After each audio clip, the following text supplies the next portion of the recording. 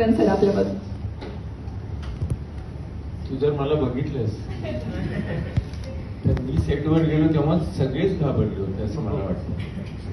आणि खरं तर काय घडलं याच्यापेक्षा ते जे गाव निवडलं होतं ना, तिथे पोहोचताना तिथनं जे आतमध्ये खरं तिथेच चकवा लागू शकतो लोकेशन पर्यंत पोहोचायला, की आपल्याला घर दिसतंय पण ते घरापर्यंत जायचं कसं? तर इकडनं जा, इकडनं मागणं जा, तिकडनं खाली उतरा, मग पुन्हा अजून एक राईट घ्या, मग लेफ्ट घ्या, तिथपर्यंत घराच्या बाहेर एखादा कोणीतरी माणूस आहे किंवा नाही, बघितला तो आहे का, तो माणूसच होता का सावली होती, असं धक्का. कारण रात्रीचं शूट होतं, त्यामुळे बऱ्याचदा असंच वाटलं की आपण एक हा बघ हा आला संदीप ये पटकन.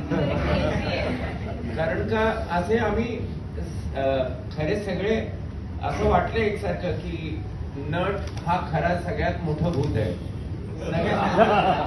त्यापेक्षा मोठं भूत कोणीच असू शकत नाही. आमच्या मनात जितकी दडलेली जी कॅरेक्टर्स आहेत, ती जी भूत आहेत की ज्यांना कधीच मिळाला नाही चान्स बाहेर यायला, तो अशा चित्रपटात मिळतो. आणि त्यातून प्रीतम मी हे श्रेय म्हणेन किंवा प्रोडक्शन की त्यांनी असं गाव एवढा एकटा माणूस बघतोय ते चालेल त्याचं एक वेगळं असतं ते की हो ना हो, पण तुम्ही जरा असं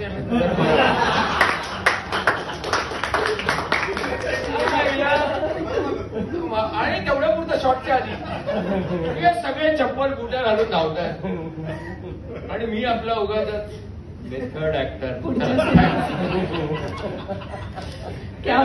फायनान्स लागत नाही, पैसे लागत नाही, तर तो प्रोड्युसरनी कॉन्फिडन्स द्यावा लागतो डिरेक्टरला की तुम्ही करा, आम्ही आहोत. जरी बजेट 19-20 झालं, पुढे मागे काही झालं, कारण एवढे सगळे आर्टिस्ट घ्यायचे, मकरन सर, सगळ्यांच्या तारखा जोडून सगळ्यांना एकत्र एका बोटीमध्ये बसवायचं, तर हे तसं खूप कठीण काम आहे. ते प्रीतम करत होता आणि त्याच्या मागे सक्षमपणे उभं राहणं, सक्षम कुलकर्णी नाही, सक्षमपणे उभं राहणं हेही तितकंच गरजेचं असतं. कारण मराठी सिनेमाची तिथे एक वानवा आहे की बाबा निर्माता ऐन वेळेस म्हणतो की नाही यार पैसे जास्त होत आहे किंवा खर्च जास्त होतोय, अशा सिनेमाला खर्च नाही.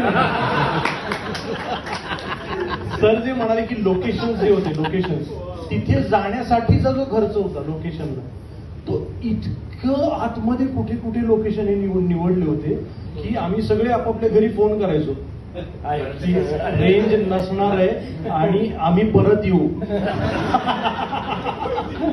असे लोकेशन. त्याच्यामुळे थँक्यू. म्हणजे भाग्य. सो तुम्हा दोघांसाठी हा सिनेमा कसा ठरला आणि काय अनुभव होते, म्हणजे भयपटाचे काय अनुभव होते? काही तुम्ही तिथे खरंच सेटवर असताना काही अशा गप्पा गोष्टी केलेल्या आहेत का, किंवा तुमच्यासोबत कोणी काही प्लॅन केलंय का? ऑनेस्टली हा सिनेमा माझ्यासाठी लक ठरलाय. जे Nimbalkar sir, Sanjay sir, Shailesh sir आणि प्रीतम सर यांना मी याचं क्रेडिट देते.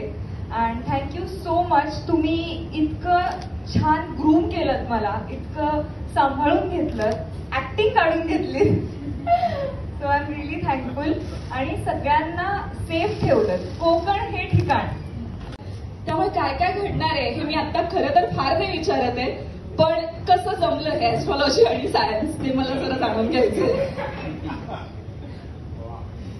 नमस्कार. हॅलो, नमस्कार. मला एवढं सांगायचं आहे, ऍस्ट्रॉलॉजी आणि मूवी याचा काही संबंध नसतो, पण मी विचार केला की स्पिरिच्युअलिटीतून या गोष्टी आपण दाखवू शकतो समाजाला, की एक सोल कनेक्शन, या डिव्हाइन एनर्जी काय असते, या स्पिरिच्युअल पाथ काय असतो, त्याच्यावर कसं चालायचं, काय करायचं. पण हा पिक्चर टोटल डिफरंट आहे की कर्म, चुकीचे कर्म केल्यानंतर काय भोगावं लागतं हे मला दाखवायचं होतं. एक जण फ्युचर सांगतो आणि एक जण गोळ्या देतो. सर्वात प्रथम सर्वांना माझा नमस्कार. गणपती बाप्पा. आपण सर्व कामाची सुरुवात गणपती बाप्पा आम्ही तरी या सुरुवातीनेच करतो. सो सर्व उपस्थित मान्यवरांना माझा नमस्कार. तसंच सर्व माझे पत्रकार बांधव तुम्ही आले त्यासाठी खरंच थँक्यू. आणि सर्व मित्रमंडळी आले त्यासाठी खरंच मी तुमचा आभारी आहे. मला ही गोष्ट सांगायला आवडेल की अल्ल्याड पल्ल्याड ह्या नावातच खूप काही आहे. आता अल्ल्याड पल्ल्याड म्हणजे माझ्यासाठी अल्ल्याड हे झाले आणि पल्ल्याड हे झाले. म्हणजे असाच तो प्रकार आहे की आता अल्याड हे पल्ल्याड आहे अशा पद्धतीनं. तर म्हणून महेशजी यांना खरंच तुमचा मी आभारी आहे की तुम्ही मला चान्स दिला. आणि हो, किस्से ऐकले होते की मी. इथल्या कथा एक आपण सगळ्या ऐकत असतो. हा, कथा तर आहेत. हा. आणि मी स्वतः कोकणातली आहे. एक्झॅक्टली. पण कोकणातल्या कथा हॉरर आहेत त्या तिला माहिती आहे तसं म्हणत. हो, हा. नाही, पण फिल्म खरंच खूप छान झाली आहे. आणि इनफॅक्ट जे ट्रेलर्स येतात, जे टीजर्स येतात आणि आज आपलं ट्रेलर येणार आहे,